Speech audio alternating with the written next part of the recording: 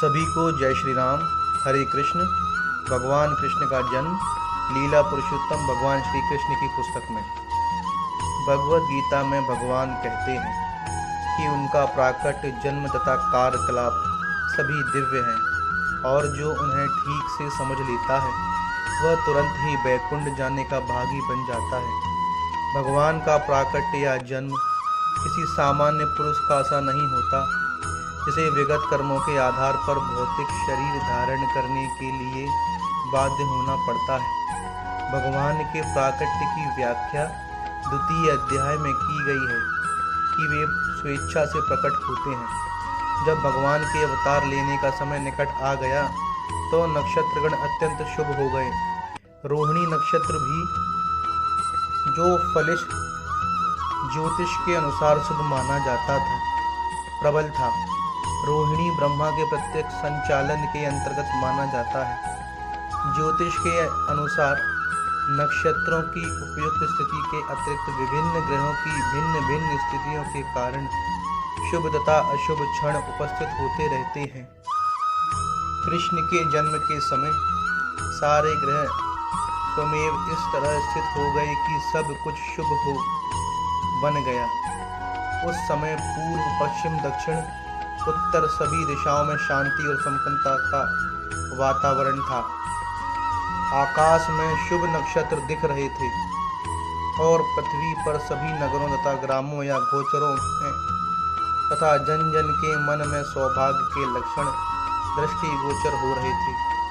नदियां जल से पूर्ण होकर प्रभावित हो रही थीं और सरोवरों में सुंदर कमल खिले हुए थे। जब ऐसा संयोग उपस्थित हो गया तो घटघटवासी भगवान विष्णु अंधेरी रात में भगवान के रूप में देवकी के समक्ष प्रकट हुए जो एक देवी जैसी लगती थी। उस समय भगवान विष्णु के प्राकट्य की तुलना रात्रि के समय पूर्व दिशा में उदित होने वाले पूर्ण चंद्रमा से की जा सकती थी। यहाँ यह आपत्ति उठाई जा सकती है कि चूंकि भगवान कृष्ण अष्टमी के दिन उत्पन्न हुए अतः उस दिन पूर्ण चंद्रमा उदय हो ही नहीं सकता।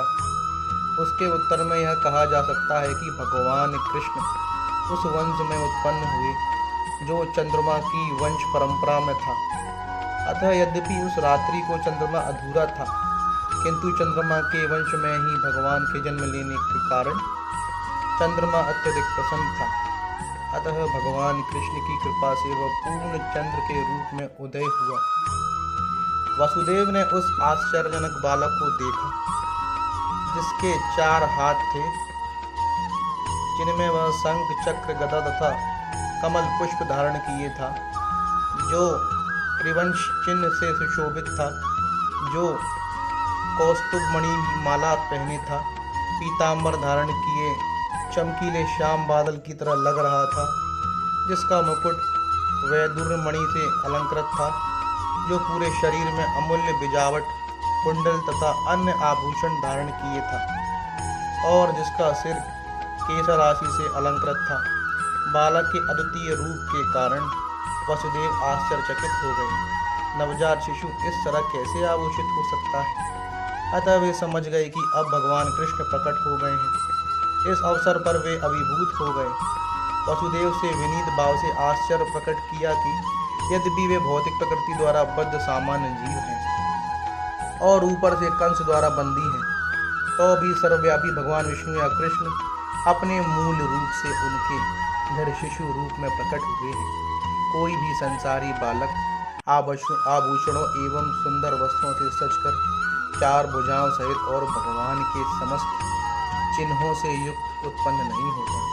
वसुदेव बारंबार उस बालक को निहार रहे थे और विचार कर रहे थे कि इस शुभ वेला को किस तरह मनाएं।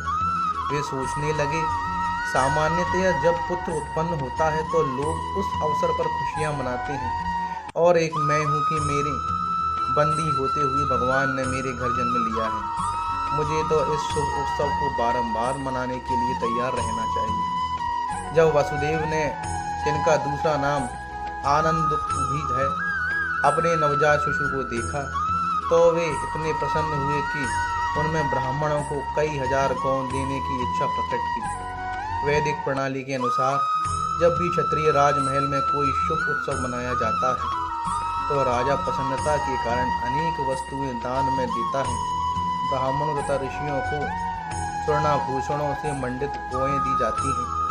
वसुदेव कृष्ण के अभिभाव के उपलक्ष्य में एक दानोत्सव मनाना चाह रहे थे, किंतु कंस के बंदी गृह में बंद होने के कारण ऐसा करना दुष्कर था।